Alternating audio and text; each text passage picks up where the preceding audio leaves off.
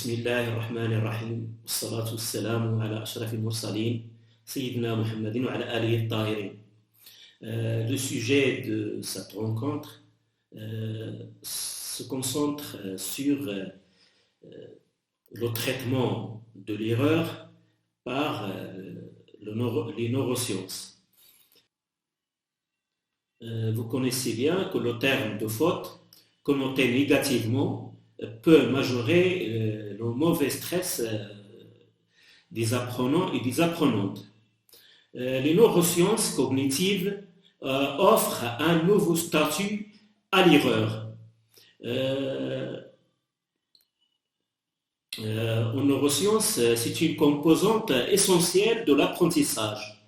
L'analyse des erreurs et de leurs conditions d'apparition permet à l'enseignant ou à l'enseignante d'identifier les étapes du traitement de l'information qui pose problème. De plus, le cerveau génère des prédictions sur le monde extérieur. Lorsqu'un signal d'erreur survient et pointe une prédiction imparfaite, un ajustement des modèles mentaux est déclenché dans le cerveau. Du point de vue des neurosciences, les erreurs ou les incertitudes chez les apprenants et les apprenantes sont normales et indispensables.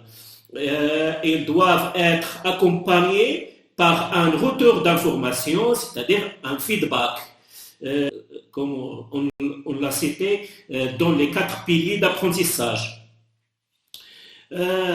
C'est-à-dire pour faciliter les apprentissages. Cela s'inscrit dans une démarche positive de motivation. Et ainsi, une démarche de la récompense, même s'il était symbolique, avec le regard, par exemple, le regard d'autrui, où la conscience, elle donne aussi la conscience de progresser.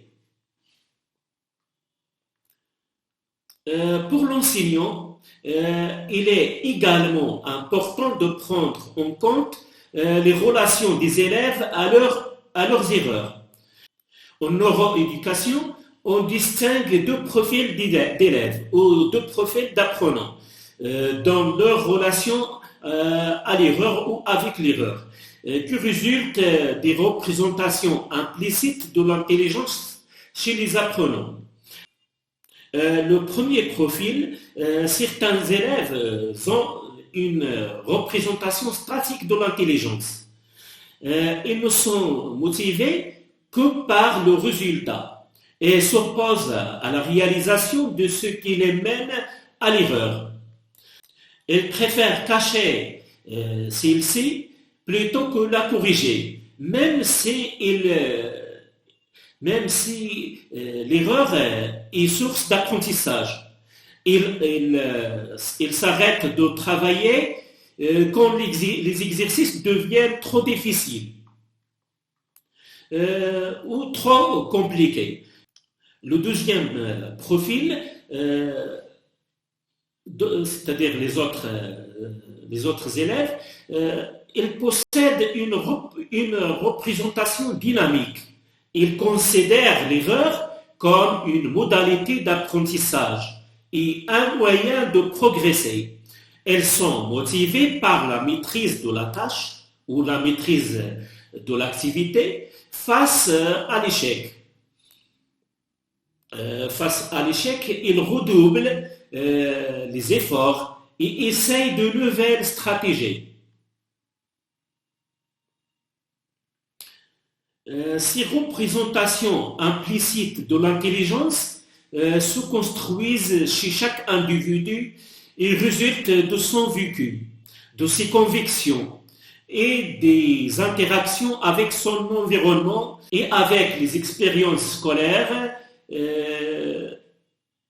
ou avec les situations d'apprentissage. Pour la représentation statique, se développe notamment par rapport à des retours d'informations centrés sur l'individu. Si on dit en apprenant Timo d'Issois, c'est une représentation, il devient une représentation statique chez les apprenants. Pour la représentation dynamique, elle se construit sur des retours d'information centrés ou se base sur les processus d'apprentissage et de résolution de problèmes, avec bien sûr des récompenses comme on dit aux apprenants, très bien, mais tu peux trouver une autre solution. Et en valorisant l'effort fourni par l'élève, même si elle fait des fautes ou des erreurs. Un lien a été mis en évidence entre les représentations dynamiques, c'est-à-dire les représentations positives, et avec la réussite scolaire.